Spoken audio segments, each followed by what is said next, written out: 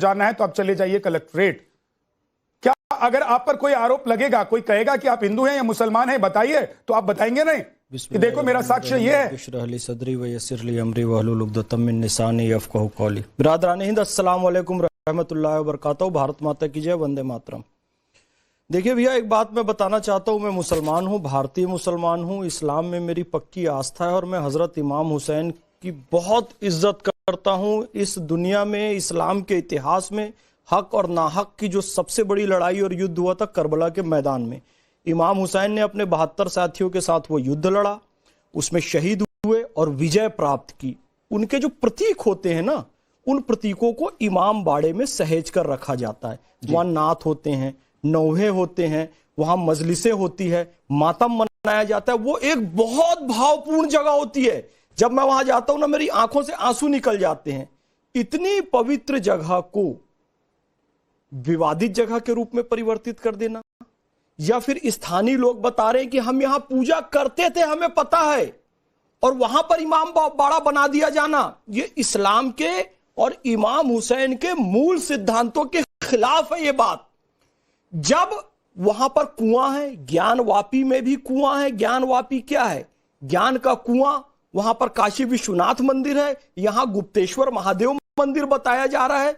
किसी की जमीन पर कब्जा करके उसे वक्फ की जमीन बना देना, मदरसा बना देना, मस्जिद बना देना, इमाम बाड़ा बना देना, इस्लाम इसकी शिक्षा नहीं देता है। और स्थानीय लोग कितने शांतिपूर्वक तरीके से वहां पर बात कर रहे हैं, लेकिन जो इमाम बाड़े में मुतवल्ली के जो सुपुत्र हैं, मैं क्या कहूं, वो कितनी बदतमीजी पत्रकार महोदय से कर रहे हैं, आप देख सकते हैं। यानी पता चल रहा है कि कौन यहां गलत है और कौन यहां पर सही है। मैं फिर कह रहा हूं, मुसलमानों की, इस्लाम की एक अच्छी छवि देश और दुनिया में बने, इसका प्रयास करना चाहिए। और जिसका जो हक है, तो क्योंकि हमारे नबी का जो लकब है, मैं बार बार कहता हूं, अमीन है। अमीन यानी अमानतदार, सादिक है, सादिक यानी सच्चा। तो जिसकी जो अमानत है उसे दे देना, ये इस्लाम है। जिसका जो हक है वो उसे दे देना, सच बोलना, ये इस्लाम है। मैं यही निवेदन करना चाहूँ। ठीक है, मुमताज आलम रिजवी जी। देखिए, ये जो शेरवानी पहने हैं फैज साहब, ये मेरी है, ये ले गए थे, और टोपी और दाढ़ी भी मेरी ले गए। हाँ, और इस पे इसकी जांच होनी चाहिए, और मैं जाऊंगा कोर्ट में जी, कि इसकी जांच हो, और ये बताएं आज यहाँ पे खुल करके कि ये हमारी है कि नहीं है। देखो ऊंची कर लिया, ये इतनी ऊंची है आपके पास? नहीं, इतनी ऊंची वाली है शेरवानी हमारी चोरी की है कि नहीं? इससे नहीं, ये इतनी ऊंची वाली है टोपी का आपके पास, बताओ। मैं तो कवर करके पहनता हूँ। ये हमारी शेरवानी चुरा के ले गए। इतनी ऊंची टोपी नहीं है आपके पास है? शेरवानी आज बगैर वो समुंदर खंगालने में लगे हुए, हमारी कमियां निकालने में लगे हुए, जिनकी खुद की लुंगी फटी हुई है, हमारी टोपी उछालने में लगे हुए। हमारी चोरी की शेरवानी, क्यों शेरवानी चोरी की, टोपी चोरी की? क्यों चोर हो तुम? नंगे घूमते थे मंगोल, जहां से आए हैं। पहनने के लिए कपड़ा नहीं था, नहाते नहीं थे वो लोग, खाने के लिए खाना नहीं था। ये टोपी और शेरवानी हमको बताएंगे। मंगोल आकर हम 56 भोग वाले देश को खाना और बिरयानी बताएंगे। चोरी की है तुम। यहाँ भगवान के हर दिन वस्त्र बदले जाते हैं, उस देश में बताएंगे शेरवानी ये लेकर आए थे। तुम सबसे बड़े लुटेरे। जहां उत्तर से लेकर दक्षिण तक पगड़ी बांधी जाती है, टोपी पहनी जाती है, वो बताएंगे टोपी ये लेकर आए थे। चोरों के हिमायती। जहां नालंदा विश्वविद्यालय है, तक्षशिला विश्वविद्यालय, विक्रमशिला विश्वविद्यालय, बताएंगे एजुकेशन ये लेकर आए थे। और तुम जहां 16 संस्कार है, गर्भधारण पूर्व सीमांतों ने जाति चूड़ाकर उपनयन के शांत समावर्तन, विवाह अंत्येष्टि, उस देश को संस्कार और सिविलाइज बनाने ये लोग आए थे। छोड़ो मेरी, हमको सिखाने ये आए थे। मेरी दाढ़ी छोड़ो। बहुत अच्छी दाढ़ी है हमारे पास, और इमाम हुसैन वाली दाढ़ी है, और शिब्र वाली दाढ़ी नहीं है, और यजीद वाली दाढ़ी नहीं है, और नाहक वाली दाढ़ी नहीं है। दाढ़ी है ईमान वाली। एक सेकंड फैज खान साहब, रिजवी साहब, मुमताज आलम रिजवी वही तो कह रहे हैं कि भाई जो चुरा लिया है उसे छोड़ दो, जो कब्जा कर लिया उसको छोड़ दो। यही तो वाराणसी में भी लोग कह रहे हैं कि जहां इमाम बाड़ा बना दिया, जमीन को कब्जा करके उस जमीन को छोड़ दो। जहां मैं वो साधु थे कि वकील थे, कौन है वो, किस मंदिर के साधु हैं? अरे लॉजिक पे बात करो ना, तार्किक बातें करो। दुनिया में मजाक उड़वाते हो अपना, दुनिया में मजाक उड़ाते हो इस्लाम का। झूठे आदमी से, चोर आदमी से क्या तार्किक बात करूंगा? आप तार्किक बात में कर रहा हूं वकील साहब से। बुलाइए वकील साहब को, बुलाइए वकील साहब को, मैं पूछना चाहता हूं। एक सेकंड, आप बताइए हरिशंकर जैन जी, 200 मंदिर तोड़े गए काशी कॉरिडोर के नाम पे, आप में है हिम्मत कि आवाज उठाओ? गए आप कोर्ट, उठाइए आवाज। हाँ, निष्पक्ष है सरकार, ये तो स्वीकार आपने कर लिया ना, सरकार निष्पक्ष है। आप तेजाब विकास की राह में मंदिर भी आया तो उसको शिफ्ट किया गया, तोड़ा नहीं गया। और अयोध्या की मस्जिद भी आप जो कह रहे हैं ना, उसे भी शिफ्ट कर दिया गया, उसके लिए भी जगह दे दी गई। कहाँ कुआं चल रहा है बताइए? और हरिशंकर जैन जी बताइए, आप कुएं से पानी पीते हैं कि जो नीचे से पानी आता है उससे पीते हैं? कहाँ से पानी पीते हैं? अरे कुएं से भी नीचे से ही आता है यार, नल से भी नीचे से आता है, बोरिंग से भी नीचे से आता है।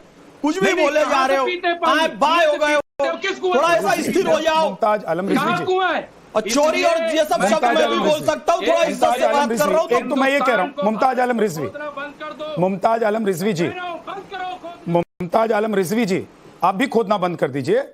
आपकी अगर किसी ने सूट और कोट चुरा ली है, आपका पहनावा किसी ने चुरा लिया है, आपको भी परेशानी होने लग गई कि आपका जो पहनावा है वो कोई और कैसे पहन सकता है, इस पर सिर्फ आपका अधिकार है। वही तो कहा जा रहा है बनारस में कि जिस पर हिंदुओं का अधिकार है, जिस पर प्रशासन का अधिकार है, उस पर इमामबाड़ा बना दिया, उसको छोड़ दो। हमारे रिपोर्टर गए पूछने के लिए तो देखिए धक्का मुक्की, कैसे धक्का मुक्की कर रहे हैं। अंग्रेजों का चोरी किया हुआ पहन के बैठे हो, आप भी तो पहने हो कोट। क्या है सर? अरे हमारे देश का कॉटन है यार, मसाला लेने आ रहे हैं, अंग्रेजों की नाजायज औलाद वाली बात मत करो। मसाला नहीं था उनके पास, केरल आए थे अंग्रेज मसाला लेने के लिए। हमारी एजुकेशन नहीं थी उनके पास, एजुकेशन लेने के लिए यहाँ पर आए थे, वेदों का ज्ञान यहाँ पर लेने आए थे। भारत सोने की चिड़िया थी, सोना लेने के लिए आए थे। हमारे वस्त्र जो है वो लेने के लिए आए थे, हमारा कॉटन लेने आए थे। हमारे कॉटन से अंग्रेजों का देश बसा है, वो पहनते हैं। ये अंग्रेजों का कोट नहीं है, भारत का है, भारत की खादी का है, भारत के कॉटन का है। मैं तो साबित करो खानो आज। और वाराणसी के रेशम का है, बनारसी जिसको कहते हैं, कांजीवरम है। कमाल करते हो यार, अंग्रेज और मुगलों की इतनी गुलामी, मंगोलों की, कि अपने देश की संस्कृति को भूल जाओ, अपने देश की परंपरा को भूल जाओ। अरे शर्म करो, थोड़ी सी शर्म करो, इतनी मोहब्बत। दोनों लोग शांत हो जाइए, दोनों लोग शांत हो जाइए, दोनों लोग शांत हो जाइए। देखिए मुद्दे से हम डिरेल हो रहे हैं। मुमताज आलम रिजवी, मुद्दे पर रहिए, मुद्दे पर रहिए। आपको अपनी सूट पैंट की चोरी होने का इतना दुख है, सोचिए जिसका मंदिर चोरी हो गया, जिसकी जमीन चोरी हो गई, उसको कितना दुख होगा, उसकी तकलीफ को भी समझिए। लेकिन आप हरिशंकर जैन जी से सवाल कर रहे थे, हरिशंकर जी जवाब दीजिए मुमताज आलम रिजवी के सवालों का। जी देखिए, ऐसा है कि मुमताज जी का जो रवैया है वो बहुत ही अनुचित है। जिस तरह चिल्लाते और बात करते हैं ये ठीक नहीं है। और सही बात यह है कि अगर आप किसी की प्रॉपर्टी पर कब्जा कर लेंगे तो वो अपनी प्रॉपर्टी मांगेगा। आज हिंदू क्या कर रहा है? आपके नहीं मांग रहा है, आपने जो भी उनकी प्रॉपर्टी कब्जा किया है वो मांग रहे हैं। 200 अभी आपके वो बताइए, वो कहे रसीदी साहब की बात मत कीजिए। 200 मंदिर काशी कॉरिडोर के लिए तोड़े गए, इसका आप क्यों नहीं देखिए, आप जहाँ मस्जिद में तो आपको you are not my boss, you are not my boss. मंदिर वो नजर नहीं आ रहा है, क्या बात कर रहे हो आप? अब सुन लीजिए एक एक करके, मुमताज आलम रिजवी एक एक करके सुनते लीजिए। मुमताज आलम रिजवी आप ही बोलते रहेंगे तो फिर जो सवाल आपने किया उसका जवाब वो कैसे देंगे? मुमताज जी प्लीज रुक जाइए, एक एक करके बोलिए, फिर अच्छा नहीं लगेगा, समझ में नहीं आएगा। बोलिए सर हरिशंकर जैन जी। मुमताज जी जिस ढंग से बोलते हैं इससे कोई बात नहीं कर सकता। ये बात का ढंग नहीं है, ये दंगा स्पीच देते हैं दंगा कराने के लिए। भाई सवाल ये है कि जो मंदिर टूटी या नहीं टूटी, जो आप कह रहे हो, तो बनारस के लोकल लोग खुश हैं, उन्होंने एडजस्ट कर लिया, उन्होंने एडजस्ट कर लिया। सवाल ये है कि मुस्लिम ने जिस तरह से मंदिर तोड़ा है और जिस मस्जिद पर देखिए, अगर आप तमीज से बोलेंगे तो मैं बात करूंगा, तमीज से तो बात अगर आप बदतमीजी करेंगे तो मैं बात नहीं करूंगा। मंदिर के खिलाफ एक मिनट रुक जाइए ना मुमताज आलम रिजवी, अगर सिर्फ आप बोलेंगे तो दूसरों का कैसे सुनेंगे, दूसरों का जवाब कैसे सुनेंगे? एक बार वो कंप्लीट कर ले, फिर आप उंगली उठाइएगा, मैं आपके पास आऊंगा अगर आप जवाब देना चाहते हैं। बाकी मेहमान भी तो बैठे हुए हैं, चक्रवाणी जी के पास तो अभी तक जा ही नहीं पाया हूं मैं। बोलिए हरिशंकर जी। जाइए जाइए। एक लाइन की बात यह है कि हम कहाँ किस मंदिर को ले रहे नहीं ले रहे हैं, ये सवाल नहीं है। सवाल ये है, जिन मंदिरों को आपने तोड़ा है उसको वापस लेने का हमारा अधिकार है। आप हमारी मंदिर नहीं तोड़ सकते हैं, सबूत मिल जाए छोड़ दीजिए, कोई दिक्कत नहीं है। अरे तो पूरे और आप मेरी मंदिर कब्जा नहीं कर सकते हैं। पूरे ये जो इमाम बिल्कुल हाँ खोदेंगे, यही तो मैं कह रहा हूँ। बिल्कुल कितने 1947 के बाद से कौन मंदिर तोड़ा गया? एक मंदिर का नाम बताइए। और प्लेसेस ऑफ वर्शिप है 47 से पहले की बात क्यों नहीं कर रहे हैं? आप बताइए उसको। प्लेसेस वर्शिप क्या होता है? अहमियत है? क्या प्लेसेस वर्शिप होता है? पार्लियामेंट आपने पढ़ा नहीं है। आप पूरा भारत को भैया देखिए, क्योंकि आपकी दुकान मुमताज साहब, आप फाइल 40,000 मुमताज साहब सर उन्होंने अपना पूरा जीवन दे दिया। दुकानदारी करने का शौक होता तो संसद भवन में बैठे होते। आपको नहीं मालूम मुमताज आलम रिजवी? अगर उनको ये सब करना होता तो संसद में बैठे होते। सुन लीजिए, एक एक करके सुनिए। मुमताज आलम रिजवी आप रुक जाइए, मैं रिक्वेस्ट करना, नहीं तो आपका ऑडियो मुझे डाउन करना पड़ेगा। बोलिए हरिशंकर जी। मुमताज भाई प्लीज रुकिए। सवाल ये है कि अगर एक मंदिर आपने वो नहीं छुपेंगे, वो फायरी बाजार देते हैं, वो दंगा कराने के लिए लगता है किसी मंच पर बोल रहे हैं, नारे तकबीर कर रहे हैं।